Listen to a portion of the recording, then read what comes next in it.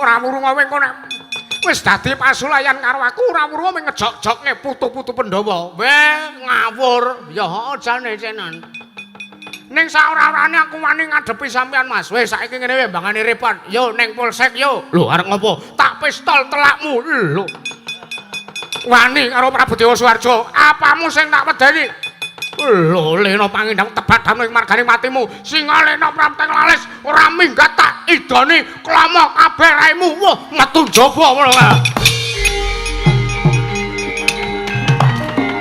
Bagong. Ngapa, Pak? Iki mau ontran-ontrane sapa? Ontran-ontranku arep ngapa kowe? Sakile ndasku iki wis judhek. Judhek piye? Gagas kanan sing kaya mangkene. Piye to Le? Oh, gareng ki ming bendinane ming ngeslot. Ngeslot entek-entekan ra wurunga ming ngutang aku, cah. Ning ra ya ora sak pantese kaya ngene. Iki jejer sepisanan. Ala kae nek ora trima wae minggat to kono. Aku sing di omah to kon minggat. Oh iya. Sakit tanggo ngrem-remke pikir, Pak. Iya, iki mikrofonku kurang angkat iki. Iya, diuntir sing tenanan, Truk. Iya. Wis tak pakani jangan lombok barang kok. Kok senengane ngilang-ilangke karo aku kaya ngono. Kowe para priagong wis rawuh, Pak. Iya. Tak bagekne rawuhe para bendara-ndara iki. Lah kok dadi janur gunung kading aret. Sumengka pengawak bajara rawuhe para priagung-priagung. Saka negara Ngastina to, Le. Heeh. Nuwun sewu, Ndara. Ndara Patih Dwara. Kaliyan Ndara Patih Danurwenda.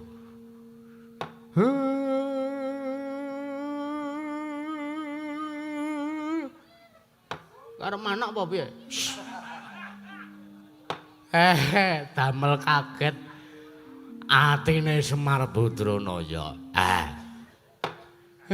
Ning atase ming sak gubuke Semare kok dirawuhi para priagung-priagung.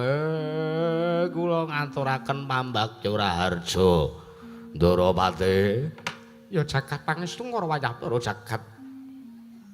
Kiai Semar ya bombong sing tanpa upama arasaning sun ya tiase Patih Danurwenda Kyai nggonku mrepta suwana ning Pedhukan Karang Kadempel wektu dina iki ana ngersane Kyai Badranaya. Nggih pambagya raja wis tak tampa ora ana alangan swiji apa nggonku suwana ning Karang Kadempel ora liwat aku ngaturke pudha pangastawaku ngatura ana ngersaning Kyai Nayantaka Kyai Semar. Nggih pun kula pundi mugi ndadosna jimat. Mboten langkung kaskecakna lenggah jeng ngandika Ndarawati Dwara, Ndarawati kekalih. Iya, Kyai. Kaya wis ora kurang prayoga praptaku ning Karang Kadempel. Nggih. Ndara Danurwenda. Sarawuh sampeyan kula ngaturaken asung masegan Manakrami Ndara. Kyai Semar Badranaya ya, Kyai. Nggon mumiji kelawan sowane Danurwenda wektu dina iki banget bombong rasaku nggonku nampa pambagyane Siwanayantaka ya Kyai Semar Badranaya. Ora liwat aku ngaturke sembahku tampanana. Nggih, kula tampi dawa sami-sami. Kula niki ming batur kok disembah. Lho. Batur kuwi pancen tata lahir nanging tata batin tanpa beda. Kyai Nayantaka kuwi ya direwangi Jawantaing Sang Hyang Ismaya. Ngaten. Ya. Nggih, kula tampi dawa sami-sami dipun prayogaken nenggahipun Ndara. Kaya wis ora kurang prayoga Kyai Semar. Ndara Patih kekalih kula ngaturaken sembah bekti kula kunjuk Ndara. Nala garing tak tampa pangestuku tampanana. Nala garing tak tampa. Pangestuku tampanana nala garing. Nananing nggih sampun sanget anggen kula pundi Ndara. Prayogaken nggihipun rawuh. Kaya wis ora kurang prayoga, kaya wis ora kurang prayoga nala garing. Aku arep mbagekke kok rada piye.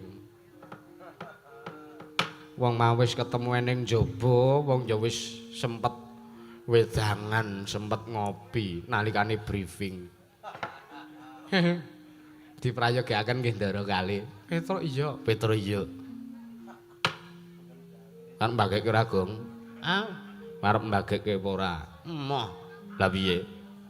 Aku lagi penak-penak mangan snack iki. Lho kok hubungane apa? Sambung rapete apa karo mbagek karo mangan snack? Aku nek mara-mara snackku diadahi kresek karo wong loro kuwi. Cilaka tak kurung sida mangan kamangka. Oh ngono. Ya sak ora-orane mbagekke. Wis engko wae, engko gampang ngono. Wong wis Ndara Danurwenda ki culika banget nek wonge. Ngapa ya? Aku ngetokke jarum blek iki terus disaut. Sengit banget aku. Mula anggere ketemu dekne sing tak takoke ora kok kabare dekne ning kabare Pak Dene dekne. Oh. Ya ora kena kaya ngono iki senengane kono. Lah aku mangkel kaya ora kaya melu wong anu kok kerep kok rumahsaku kok rokok kok njaluk kaya ngono. Nglarat-nglaratke pamor. Ya wis ora apa-apa ya ora sandep memeng kaya ngono kuwi.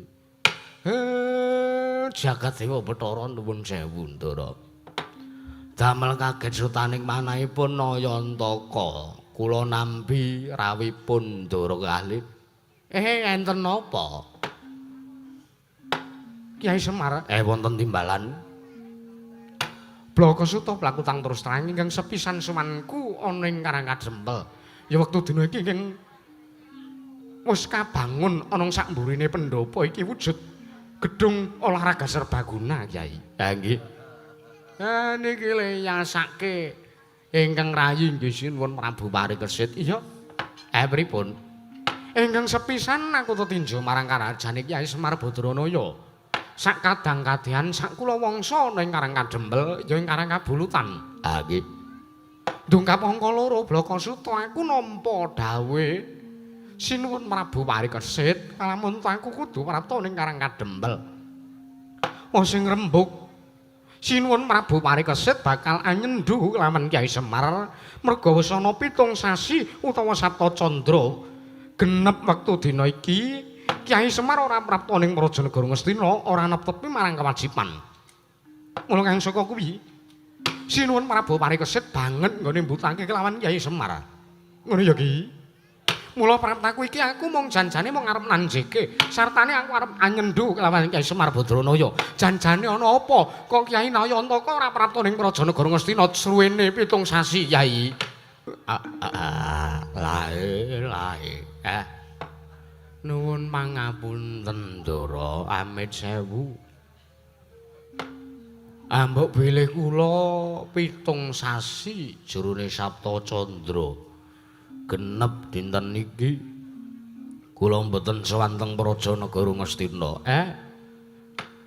Nek kula matur sampun ngantos kaduk ati kajeron penampinipun Ndara Patih Diwara. Babar pisan tak suwun supaya ning ngendika Kyai Semar. Ha nggih. Ngaten nggih Ndara. Jerone kula mboten sowan 7 sasi kula bolos. Mboten tumut pasewakan teng Prajanegara Ngastina niki merga sepisan pikiran kula cuntel, ati kula bunek niku sing sepisan. Wonten ing ping pindho cunteling pikir buneking manah niki wau dipun sababaken awit kawula niki teng Karangkadempel niki. Niki kaya wis owah gingsir. Ketitik kathah, nggih mboten kathah janjane ming wong 5 nek kula itung. Ming wong 5 nek kula itung niku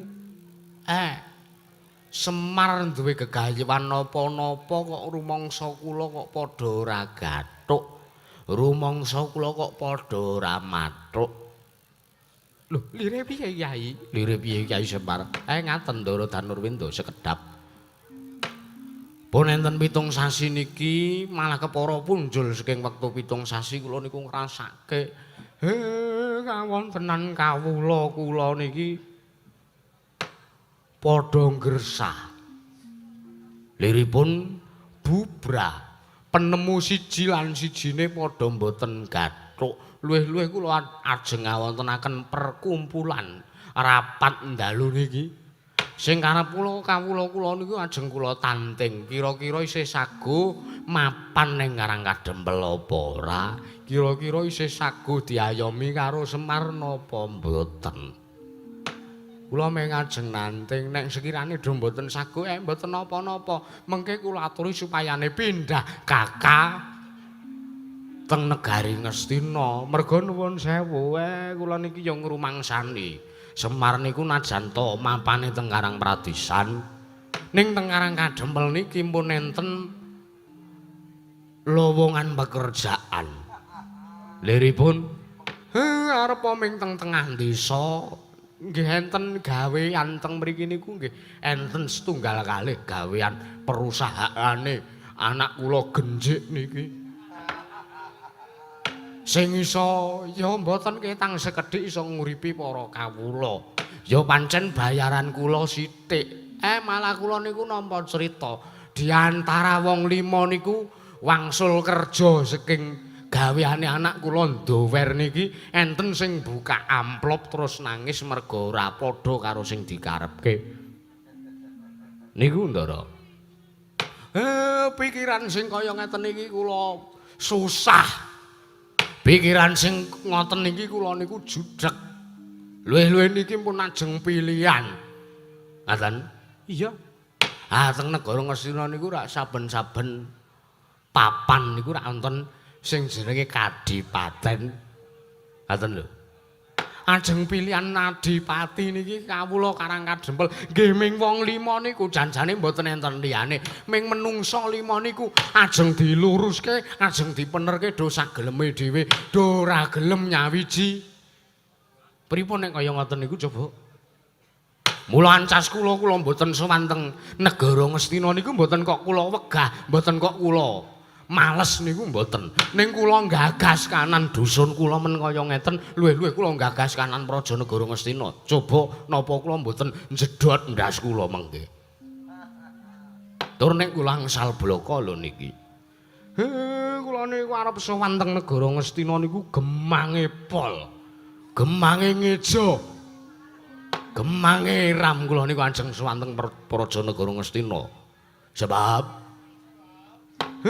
teng Praja Negara Ngastina niku sakniki nembe krasa, nembe enten lakon sing jenenge implan. Implan iki lho Le. Sandang pangan larang, inflasi implan.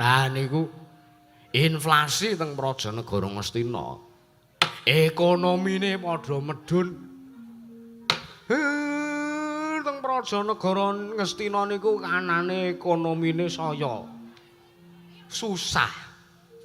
Daya beline masyarakat niku angele pol. Anak kula Bagong niki ajeng setor produk pabrike teng Negara Ngastina niku angele mboten karuan lho Ndara.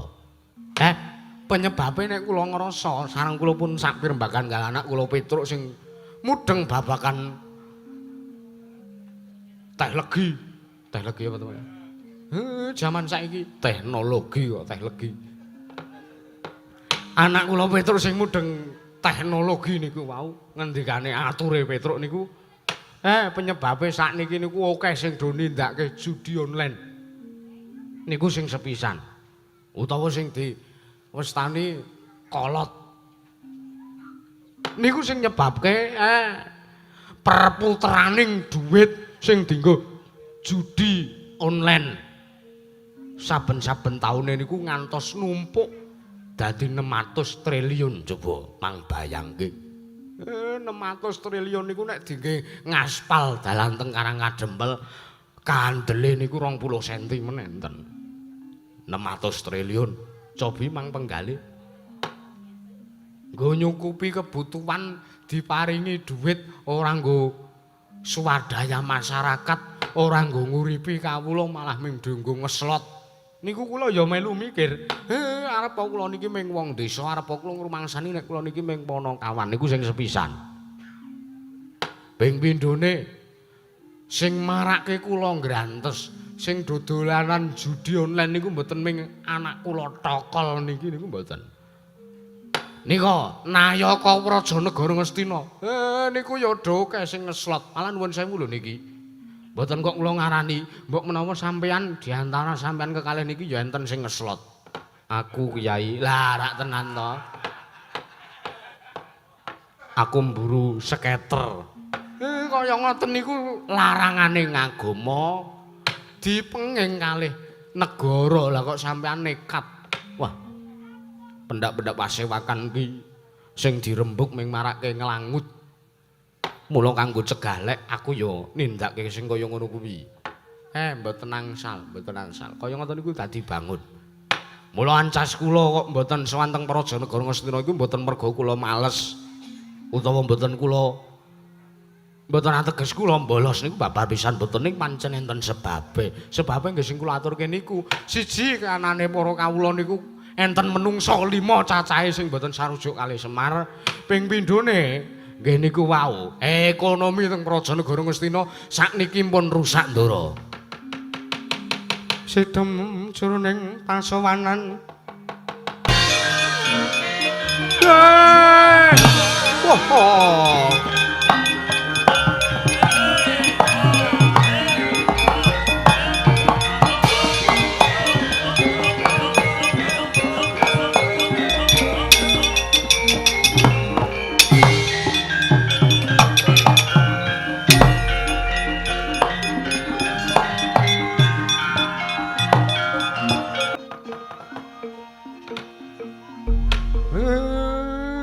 Sewu Ndara Patih Dwara. Piye Kyai Semar?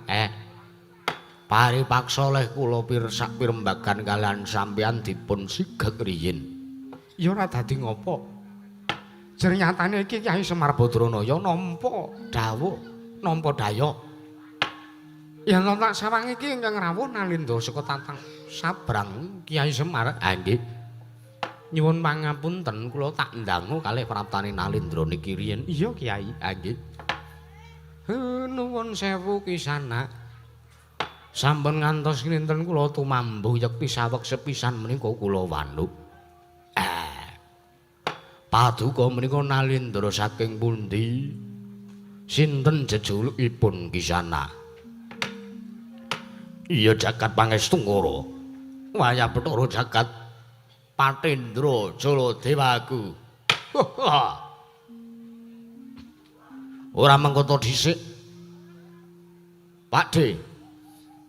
Aku tak takon karo sampeyan, Pakde. Nggonku prapta ning salah sawijining gedung. Wah, lah iki tak sawang kok gedung olahraga serbaguna. Nanging kok di keramik iki le main voli nek kene ora keplire-plire. Larang nggih gedung modern. Oh ngono. Nggih. Ora aku tak takon karo sampeyan. Daleme Kyai Semar Badranaya kuwi ngendi? Paduka nanjaken dalemipun Semar, griyane Semar. Nggih mriki niki gubuke Semar. Lho. Kene iki omahe Semar. Nggih. Terus Semare ana ngendi? Lah niki Semar. Kaya ngeten niki Semar. Walah dalah. Ya jagat Pangestu-ngara wayah Bathara jagat. Ora ngira babar pisan jebul nggonku kalangan Malayung dari jagat prasasat kaya dene ngenteni sriming malmu gabus kumambanging watu ireng. Aku iso ketemu karo sing jenenge Kyai Semar Badranaya. Lah dalah. Yo, Kyai Semar yo. Nuwun sewu. Menika paduka menika rawuh teng mriki. Ndika menika Nalindra saking pundi sinten jejulukipun? Mengko sikik sadurunge aku nepungke kelawan sing dadi jejuluk ingsun, aku tak takon apa ning Karang Kadempel ki kira-kira ora ana kipas? Nggih wonten, wonten. Genjik ya ngapa kowe? Ngapa to, Pak? Ming nyenuk eneng kono. Agek video call. Kipase Cawisna Nalindra iki wis kula. Lah nek ngene iki rak silir. Nggih ngapunten kahanan desa nggih ngeten iki. Ya Semar ora dadi ngopo? Nggih. Najeng kula tak nyuwun dawuh paduka menika Nalindra saking pundi? Tepungke Kyai Semar. Ya ingsun iki Nalindra ing Trembelo Suket. Jejulukku Prabu Dewa Suharjo. Prabu Dewa Suharjo. Ya Nalindra ing Trembelo Suket. Prabu Dewa Suharjo. Dasar kepara nyata Semar. Kusik aku tak takon karo kowe. Nggih. Sing mapan ning mburiku iki sapa? Satriya bagus nanging nganggo ngrasuk busana kepatihan. Ha nggih niku Patih Ngastina, niku Ndara Patih Dwara. Wah, lah ya iki to. Nggonku sowan ning ngarsane Kyai Semar Badranaya malah aku ketemu karo Nayakaning Praja Negara Ngastina ingkang saiki diasta kebawat keperintahe dening Nalindra Muda, ya kuwi Sinuwun Prabu Parikesit. Ha nggih, nggih. Semar, wonten dawuh. Kawuning ana Semar. Yen to aku mbok keparengake bloko ning kene aku mau ngarep matur ana saning Kyai Semar Badranaya. Kalamun to sowan kowe ingkang sepisan tetinjo marang karajanmu sak kulawargamu. Aku ora pangling sing lungguh nang mburimu kuwi sing jenenge Nala Gareng. Sing lingguh nang mburimu sing ndeprok kuwi anakmu sing jenenge waduh lali nek iki aku. Sapa ayo? Ah. Lho. Lah iki Ponokawan Bagong. Ah nggih kula Ponokawan Bagong. Ya, terus ora pangling sing lungguh ning mburiku kae sing awake dhuwur gedhe, gagah kae Kyai Petruk Kantong Bolong. Ha nggih niku anak-anak kula. Ya Semar, kuwi sing pisan. Aku tetinjo marang karajane kowe sak kulawargamu. Ndungkap monggo windu. Semar kondange akeh nyebutake, kondange akeh padha mbiya warakake. Yen to Kyai Semar Badranaya kuwi jimat sing bisa ngucap pusaka kang bisa kandha. Ngerti ya Semar? Negaraku ketaman pagebluk. Pripun? Negaraku ketaman pagebluk. Kamangka aku wis ora kurang-kurang nggonku ngrawake Brahmana winase 1000 Sukata miyang para nimpuna kinarya nambak rekaning praja negaraku ing Trembelo Suket wondene kakarwi gartatan antuk karya. Mula aku bingung, aku cuntel. Tumuli aku pikantuk kabar, ya aku taren karo sesepuh praja negara ing Trembelo Suket. Aku kinensu ana ning Karanggadempel. Mula praptaku iki aku arep mboyong karo kowe. Arep tak boyong ning negaraku ing Trembelo Suket. Gelem ya Semar, gelem. Ora ketang 3 dina kowe nginep ning negaraku. Kepiye wae carane mongen kawulaku supaya aja nganti ingkang padha bentak sirah. Mergo ngene, akeh kawula ingkang esuk lara sore ketiwasan, sore lara esuk padha modar. Kuwi akeh banget kawulaku sing kaya mangkono kanane.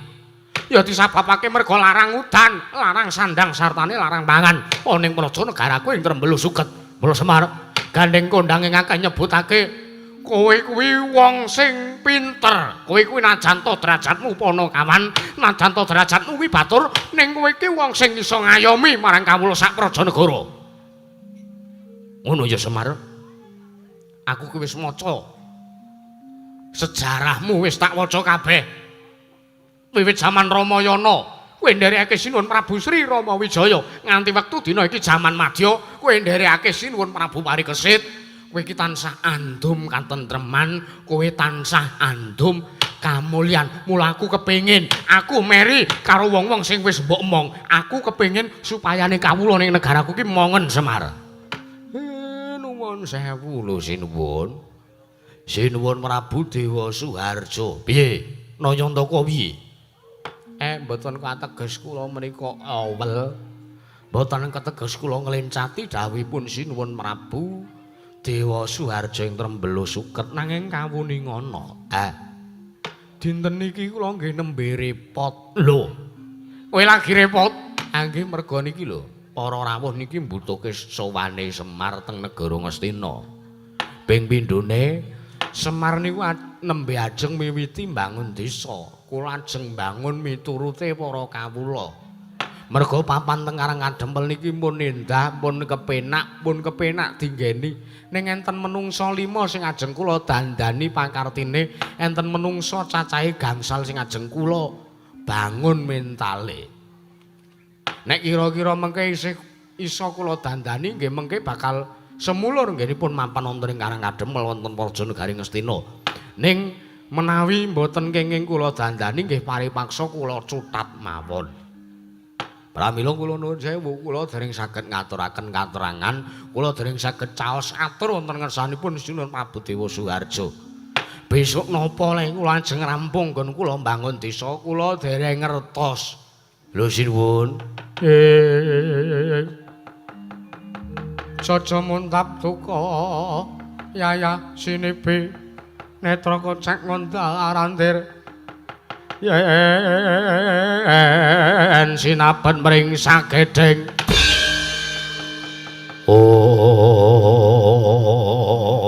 wala ta jagat pangestu wayah para jagat Semar kula wonten dawuh ora pati nduga mana Semar suwanku iki apik-apik ana ngersamu aku mbutuhake karo kowe lah kok malah ngeboti karo para tamu-tamumu kowe ngeboti karo dayoh-dayohmu ora ngeboti kawulaku. Apa kira-kira nggone Sinuwun Prabu Paringkesen mbutuhke karo kowe ning Prajanegara Ngastina kuwi apa kira-kira wigatine penting? Apa kira-kira negara Ngastina kuwi taman pegeblok? Apa kira-kira negara Ngastina kuwi taman krepotan? Apa negara Ngastina kira-kira ke taman bebendu lan rubeda? Lah kok nganti semono nggonmu ngeboti karo Nalendra Ngastina? Semar apa kowe ora mesake? Apa kowe mesake karo kanan Prajanegara trembel suket kawulane padha melet-melet kaya mangkono kanane merga kowe ora nggatekke karo kawulaku Semar. Kula wonten dawuh tanah Jawa niku papane wong unggah-ungguh, papane wong sing duweni tata tramsila mboten pantes nek sampean bengok-bengok. Piye? Mboten pantes nek panjenengan bengok-bengok. Aku njaluk karo kowe srana alus, kowe ora iso. Paripaksa aku kudu ngruda paripaksa karo kowe. Nuwun sewu wong Semar niku anane ming nrimo. Kula ajeng diruda paksa pripun kemawon kula namung manut. Oh. Tak obong Karang Kadempel Semar.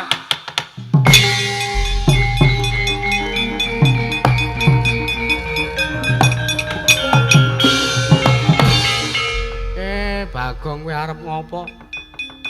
Iki wis jaman madya to le aja gawe kisruh. Jaman madya arep tak tentremke, Pak. Saurunge para Pandhawa padha mokswa. Luwih dhisik berduak kaya ngene karo tak singkirke. Ati-ati kuwi Ratu Digdaya. Digdaya isih kalah Digdaya karo Bagong nek wis ngombe pil. Prabu Dewa Suharjo. Ponokawan Bagong. Heeh. Anu nggih. Lho sajak kowe maju, melirik matamu kuwi. Iki kaya ngene iki sing marake cuntel atine Bagong iki kaya ngene iki. Rumangsaku kok. Jaman Prabu Parikesit kuwi kudune wis tentrem kok isih ketekan menungsa kaya ngene. Kowe arep ngopo? Nah aku ndelok-ndelok rekaman ning YouTube kae. Kowe iki mendak-mendak methuke karo Dayo mesti ora arep nrimake. Arep ora nrimake karo ature Dayo sing prapta ning wewengkonmu ya ning omahmu iki. Pancen nggih. Mula niki mbangane kula ming bolan baleni atur ping seteng goweng nek sampean tesih kenging kula prenggake becik. Nggih sampean mangalah mawon. Bapak niku lho. Bapak niku mboten sandados sampean ngetokke sesumbaran sesongaran kaya ngono. Bapak niku ajeng sampean boyong mang boyong. Nek kirane bapak rada mrengkel, bapak mang jagal cara dene sapi. Bapak niku mung manut. Dengkulmu yo an. Iki tak belakne kok malah ora. Apa sampean gelem Karang Kadempel kobong diobong karo menungsa iki? Mongko kaya-kayake njaba wis sangu bensin kok banget, Pak. Nuwun sewu, kula mboten trima. Tantrimamu piye ngono kawan?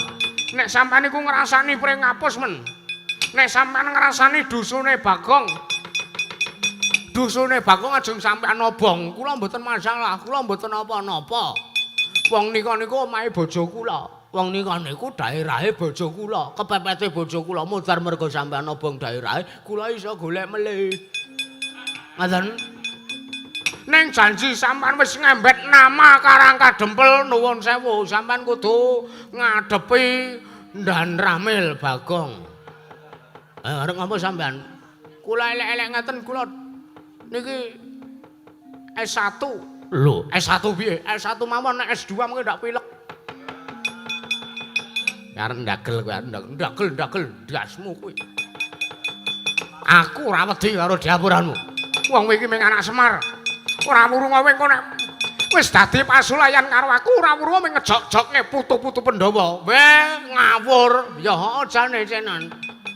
Ning saora-orane aku wani ngadepi sampean Mas. Wis saiki ngene wae mbangane repot. Yo ning polsek yo. Lho arep ngopo? Tak pistol telakmu. Lho. Wani karo Prabu Dewa Suwarjo. Apamu sing tak wedeni?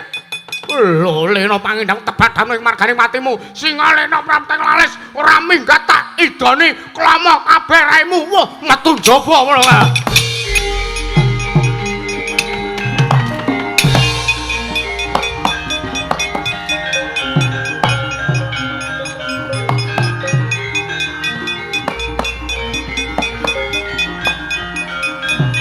Lenggah.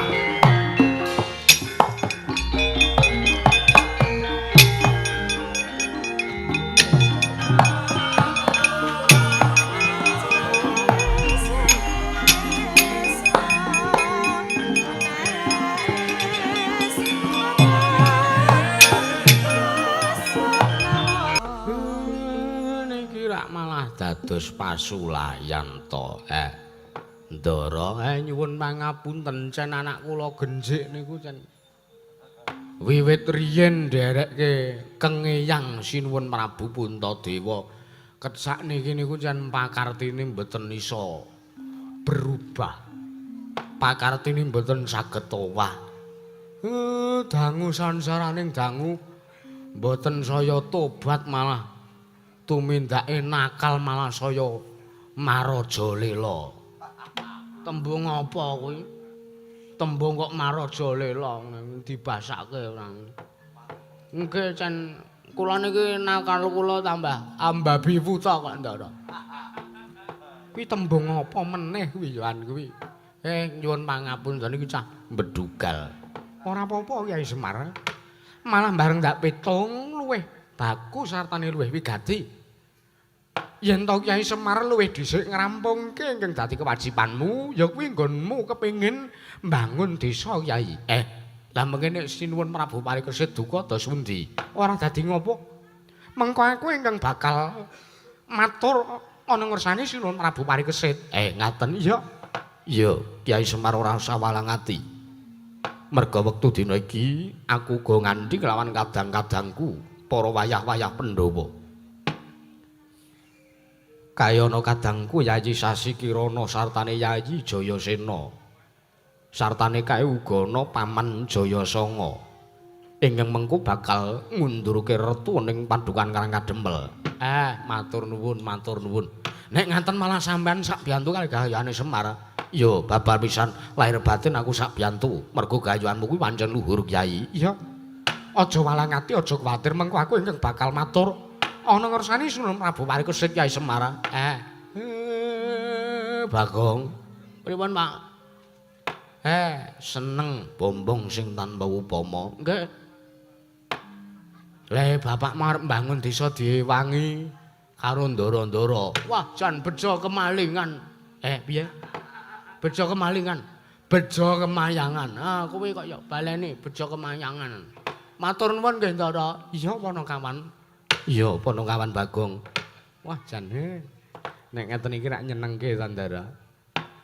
Kanan teng Peduan Karangka Dempel mengke wong 5 niku sing ajeng disidang kalih Bapak. Iya, Petruk. Nggih.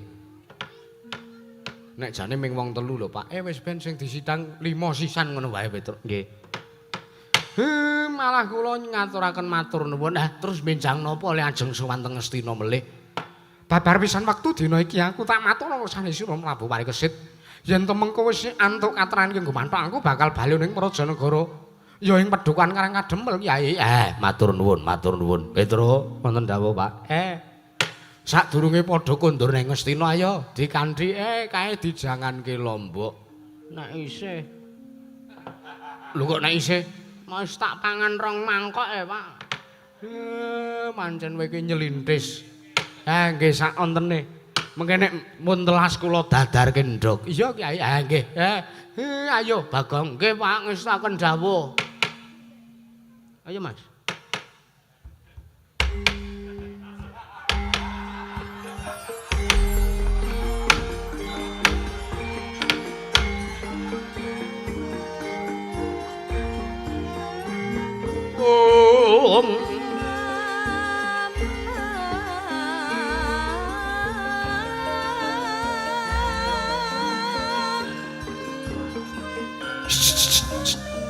Ora usah metu kowe, ndacak nganggo kowe barang.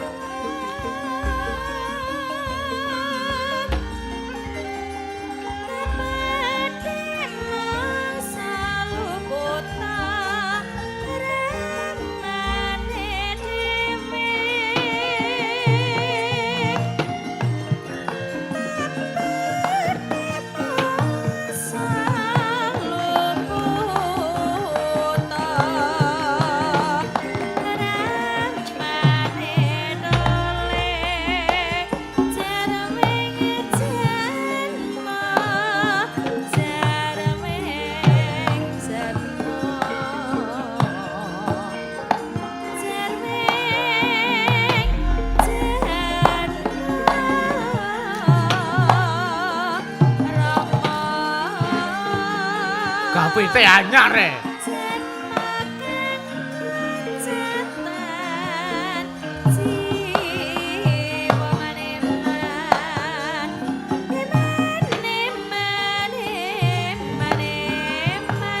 Marang-marang